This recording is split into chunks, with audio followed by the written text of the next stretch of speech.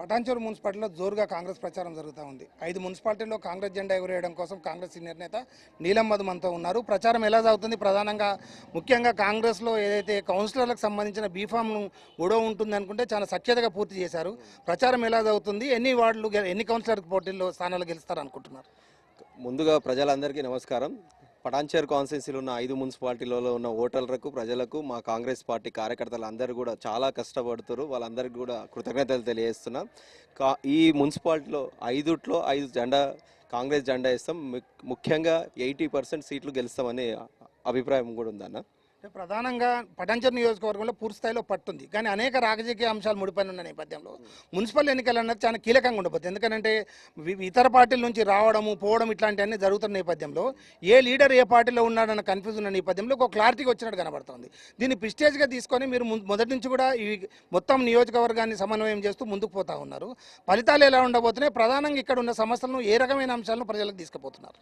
ఇక్కడ ప్రజలందరూ కూడా గత 10 ఏళ్ల నుంచి బీఆర్ఎస్ ప్రభుత్వం ఉండే 10 ఏళ్లలో మనల్ని పట్టించుకోలేరు, డబుల్ బెడ్రూమ్లు ఇవ్వలేరు, అదేవిధంగా రేషన్ కార్డులు ఇవ్వలేరు, 10 ఏళ్ల నుంచి ఒక రేషన్ కార్డు ఇవ్వలేరు అని చెప్పి ప్రజలు చెప్తారు. కానీ ఈరోజు కాంగ్రెస్ ప్రభుత్వం రాష్ట్రంలో ఏర్పడిన తర్వాత, ప్రజాపాలన వచ్చిన తర్వాత, ఈ 2 ఏళ్లలో ప్రజాప్రభుత్వం వచ్చిన తర్వాత ప్రతి పేదవాడికి రేషన్ కార్డు ఇస్తున్నామని చెప్తారు, రేషన్ కార్డు ఇచ్చిరని చెప్తారు. అదేవిధంగా ఇంద్రమ్మ ఇండ్లు ఇప్పుడు చూస్తుంటే కూడా మా ఇక్కడ మున్సిపాలిటీలలో కూడా ఇండ్లు కడుతుంటే కూడా చెప్తారు, మాకు 5 లక్షలు ఇచ్చి ఇంద్రమ్మ ఇల్లు కట్టిస్తుందని చెప్తారు ప్రజలు.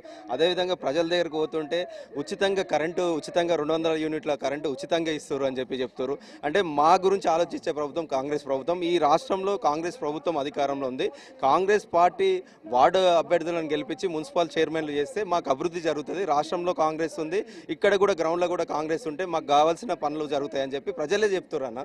ముఖ్యంగా ఏ హామీలు ప్రధానంగా రాష్ట్ర వ్యాప్తంగా కాంగ్రెస్ ప్రభుత్వం చేస్తున్న హామీలు కాకుండా పటాన్చెరు నియోజకవర్గంలో ఉన్న హామీలు వేటి మీద దృష్టి పెట్టబోతున్నారు రేపు? ప్రజలందరూ కూడా, ఎందుకంటే ఈ పటాన్చెరు కాన్స్టిట్యున్సీ అంటే ఎక్కువ అర్బన్ ఏరియా ఉంటుంది, రూరల్ తక్కువ ఉంటుంది. కాబట్టి అర్బన్ ఏరియాలో ఉండే సుమారుగా చాలా కాలనీలు ఏర్పడినాయి. కాలనీలలో మౌలిక వసతులు ఉన్నాయి. ఎందుకంటే డ్రైనేజ్ వ్యవస్థ కావాలంటారు, సీసీ రోడ్డు కావాలంటారు, వాటర్ సమస్యలు ఉన్నాయంటారు, లో వోల్టేజ్ ప్రాబ్లమ్స్ ఉన్నాయంటారు. అదేవిధంగా ప్లే గ్రౌండ్స్, యూత్కు ప్లే గ్రౌండ్స్ కావాలంటారు.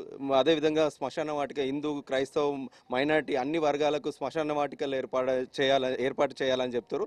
ఖచ్చితంగా చేస్తాం. ఎందుకంటే ఈ రాష్ట్రంలో అధికారంలో కాంగ్రెస్ పార్టీ ఉంది కాబట్టి, కాంగ్రెస్ పార్టీ ద్వారానే ఇవన్నీ జరుగుతాయి. కాబట్టి అభివృద్ధికి కూడా మీరు మొన్ననే చూడవచ్చు, అన్ని మున్సిపాలిటీలకు కూడా 15 కోట్లు కూడా సీఎం గారు ఇచ్చారు. ఈ అభివృద్ధి కార్యక్రమాలు మీరు స్టార్ట్ చేయండి, తర్వాత ఇంకా ఎన్ని నిధులు కావాలన్నా కూడా మేము ఇస్తామని చెప్పి చెప్తున్నాను. పటాన్చెరులో 3 కాంగ్రెస్ నేతల నుంచి ఇప్పుడు 2 కాంగ్రెస్ నేతలకు మరి మీ ఇద్దరి మధ్యన సఖ్యత ఉందా? ఎన్నికల్లో కోఆర్డినేషన్తో పనిచేస్తున్నారు?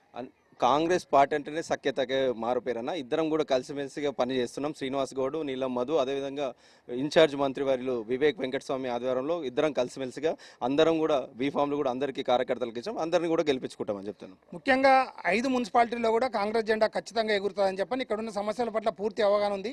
ప్రభుత్వ సహకారంతో ముఖ్యమంత్రి రేవంత్ రెడ్డితో ప్రత్యేక నిధులు తీసుకొచ్చి ఈ మున్సిపాలిటీ అన్నిటి కూడా అభివృద్ధి చేస్తామని చెప్పని నీలమధు చెప్తా ఉన్నాడు. వీడియో జర్నలిస్ట్ నవీన్తో విష్ణు, సాక్షి టీవీ, పటాన్చెరు నుండి.